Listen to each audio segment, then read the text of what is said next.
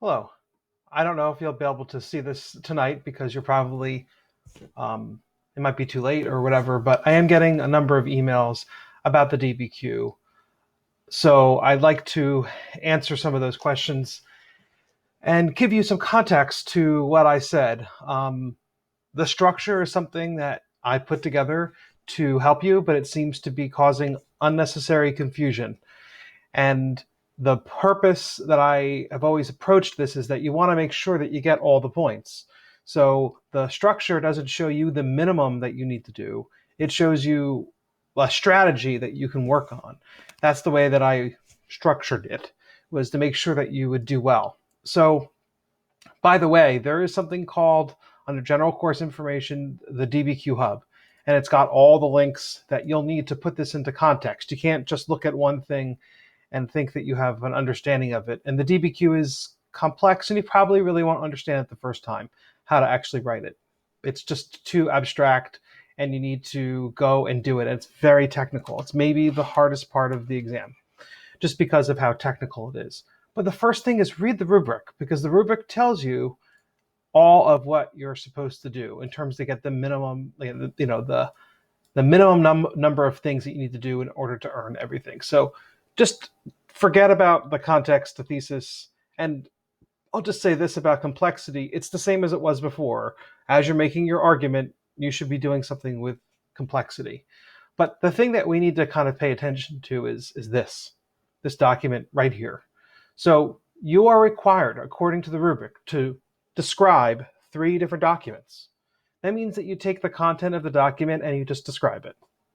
The other thing that you need to do is you need to support 6 of the documents. That means that you're supporting your thesis. You're using the document and you're showing how the document connects back to your thesis. And the last thing is that you need to do explains. You need to do explains 3 times. Explains and HIP are the same thing. They're literally the same thing. It's just the mode of analysis that you choose is either historical situation, intended audience, purpose, or point of view.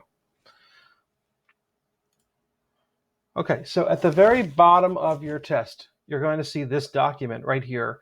And it's just a simplified, cleaned up version of that part. So you need to describe something 3 times. You need to support a document 6 times. Remember, there's a total of 7 documents. Then you need to do 3 of anything in this box. So if you do something like this, you've done it. You did historical context for document number 1. You chose intended audience for document number 2, and you chose purpose for document number 3. You can do it however you want, any order, any combination or permutation. So you could do this. You could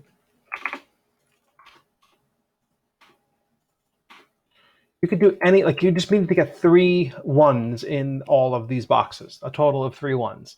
And this one, because that's how I'm going to do it. If it's a 1, you got it right. If it's a 0, I see that you tried, but you didn't get it. I would just put in a 0. It means I could see that you attempted it, but you didn't get it correct. And if I leave it blank, it means that I can't see an attempt. You didn't attempt, or I don't see an attempt. It's not clear to the reader. Or you did it, you didn't do it, rather. So you need to get 3 ones in here, 3 ones in here, and you need to get 3 ones in here. I hope that's clear. I don't know how to say it any other way. Everyone keeps asking me about questions about combinations and permutations, and like, do I need to do 3 different ones? Do I need to show all 4? Well, you can't, because, you can, but like, you only need 3. So you'd only be able to, like, if you did like that, okay, then you would show, but you would be missing point of view. And it doesn't matter, because you could do any one of these things. One thing you cannot do, and I just hope that this is clear, is that you can't do this. You can't do, and this represents what you're doing for document number 1. That's the only no-no. After that, it could be anything. It could be any one of these. You can't like do 2 modes of analysis for 1 document. I don't think anyone thought that, but like, it's not a thing that you can do. And by the way, this comes directly from the rubric that I showed you, and also it is literally the rubric from College Board. So accurately describes the content of 3 documents. and addresses the topic of the prompt. It has to like connect back to the prompt. Supports an argument. So your thesis is what your argument is for at least 6 documents. And these documents should meet and exceed the standard for description. So you have to do the describes piece. So basically you're going to have to do describes for 6 documents, but that's the rubric. That's the way it's set up. For at least 3 documents, you have to explain how and why the document's point of view, historical situation, audience is relevant to an argument. So HIP, I just reordered it so that way it created an acronym. But explains is the 3rd piece. Okay, so describes, supports, and explains. That's how I go through this. It's going to be the simplest way for all of us to communicate with one another, is to understand that when I say explains, I mean those 4 different things. Okay. All right, so now I'm back to the hub. I think the most hot part of the hub right now is this structure. So let's take a look at this. Don't overly confuse things. You have to do what you're supposed to do with the rubric, but this is a suggestion. Maybe you should read this part first. So I'm going to read this. Keep in mind that you don't have to do this for every single document. And when I say this, I mean this part. Okay, because the way that I've had this set up is that you do your context, your thesis statement, you do the body paragraph number 1, you start off with outside information and connect it back to the thesis. And there's no double dipping. I mean, you can't double dip with the thesis and the context can't be the same. And any mode of analysis that you do that might be a historical situation has to be unique to all of the other pieces of outside information that you might provide in the essay. Hopefully you understand that part. But for every document, I'm just showing you the way I think it could work. Is this overkill, right? Because I'm having you use 6 documents, and you don't need to use 6 documents for explains. You need to present 6 documents in order to earn the support point. But you only need to explain 3 documents. I'm just having you do 6. Just to give you a setup for it. I don't. It's suggested, like it's overkill, but use the rubric. Okay, that's the thing that really matters. But there's a little bit of strategy here. So let me just walk you through what I think would work for a typical document. It's hard to. I don't know. I wouldn't want to set it up that you did. Maybe you don't want to overshoot the rubric, and so now you're going to start off with a document that you're going to maybe just do describe and support. And then your next document, you'll describe it, and then you'll show how it connects back to the thesis statement, and then you'll explain it. And then you'll do the next thing for another document, and then you'll go to another paragraph. By the way, you don't have to have 2 pieces of outside information. You only need to have 1, but I put it there twice because what if you don't get it on the first one? It's basically, you have to strategize here. So I put this together for a student that was like having a little bit of trouble with it. You need to do the explain thing 3 times. So maybe like in your essay, you describe support, and then you describe support and you explain with another document. You describe support and explain another document. And then you go to body paragraph number 2 and you describe support and explain. And then you just describe and you support and you describe and you support. That's one way of doing it. It's hard to represent that in a suggested structure. I put it there 6 times. Don't let that confuse you. That is overkill. You only need to explain the document 3 times. You need to that's mode of analysis, historical situation, intended audience, purpose, point of view. 6 times is overkill. You only need to do it 3. The reason why I did that is because I want you to keep in mind that you don't have to do this for every document. You don't have to explain the document 6 times. This structure goes above and beyond of what you need to do. But for example, the structure, here's how it's overkill. For example, the structure has you describe 6 times. However, you only need to do that 3 times to earn the point for describes. The structure also has you explain 6 times. However, you only need to do that 3 times. However, you have to strategize. What if you describe 3 documents, but 1 document's not done correctly? Like you think it's right, but I give you a 0 for that. Well, now you lose the whole point for describes. So maybe doing 1 more describes would be a good idea. I think you should describe all the documents because I think that's just a better strategy. I don't see how you could present and support your argument without having at some point like just describe the basic ideas of that document. technically you only need to do it 3 times. I think it's a very weird essay, and you wouldn't have a hard time supporting if you don't actually just give a basic description of the document. But the AP doesn't set it up that way. What if you, here's another scenario. What if you explain 6 documents, but one is not done correctly? So you've done the analysis, historical situation, intended audience, purpose, or point of view for a document.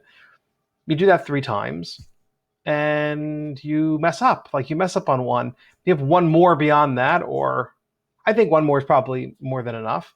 Then you have safety. In theory, that's what this is for, right? This is about managing risk. In theory, the strategy provides you some safety. However, there are some calculated risks with this strategy. If you overshoot the rubric and explain and describe more documents than you need to, you can risk not explaining or describing them fully. Like if you spend a lot of time going overboard and you do everything like surface, then you might not get any of them right. So just be careful. You're going to have to figure this out. Like you're not going to get it on the first try. You're going to get it after you've done it a couple times. But that's what you have to do. Like the DBQ is partly trial and error about what a strategy is that works for you. At the bare minimum, you need to do what the rubric says. Rubric's pretty clear. The rubric is pretty clear. Here it says that you need to describe 3, you need to support 6, and need to provide historical situation. That's actually situation. I should change that. Doesn't really matter, but just the terms that they use. Intended audience, purpose, or point of view. You need to do one of these modes of analysis 3 times. So you would do that here. You could do this and that. Or like I said, you can keep doing, you can do like this and then that and then that. Like it doesn't matter just as long as you don't go across with them. You have to like basically explain 3 different documents with a mode of analysis, not all of the modes of analysis, just a mode of analysis. So going back to that structure, it's just a suggested structure. If it's confusing you, then just forget it. Don't look at it. But it might be helpful to some people to see how they can do things. And the other thing that's overkill is you don't need to have more than one piece of outside information, but the same thing applies. What if you present something as outside information, but like I deem it not correct because I think it's double dipping, or because it's not actually supporting your argument that you're trying to make, or it's found in a document that you didn't use. So that's not considered outside information because you had that by reading the exam. So provide yourself some safety for some of these things. Describe more than you normally need to. You need to describe 3 documents, but do more. Explain 3, but maybe do 1 more beyond that. Provide outside information at least once, but maybe do 1 more just in case. And then and then see how you do. Like, are you spending a lot of time doing the extra and it's eating up your ability to do everything else really well? Then shift the strategy.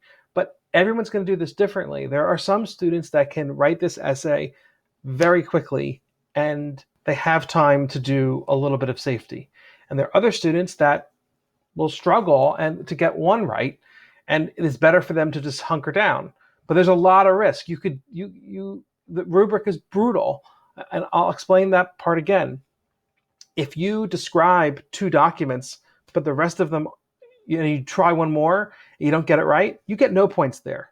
If you explain 2 documents and the 3rd one you don't do right, you get no points for that part.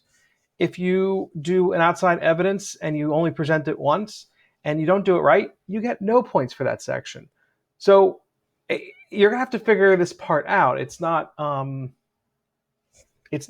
not gonna know it right away, but you're gonna start to feel what is a good strategy. But just keep in mind the minimum structure, the minimum part of the rubric is thesis, context, complexity. Okay, so those are 3 points. And there's 7 more points. Describes, you need to do that 3 times. Supports, you need to do that 6 times. Explains, you need to do that at least 3 times.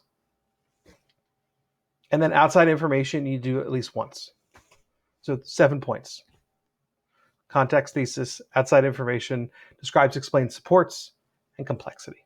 Those are the points. Get 7. Get them all. Collect them all. Good luck. Oh, by the way, there's other things in the hub that you might find useful. There's these sentence starters. That might be good. It helps you think of a way to kind of bring up historical situation. Some tips and tricks about the DBQ. There's just a top 10 kind of thing. Take a look at that. There's a whole thing on which HIP should you pick. There's the actual rubrics from the College Board and these 2 things here. So they're all correct. They all are basically saying the same thing.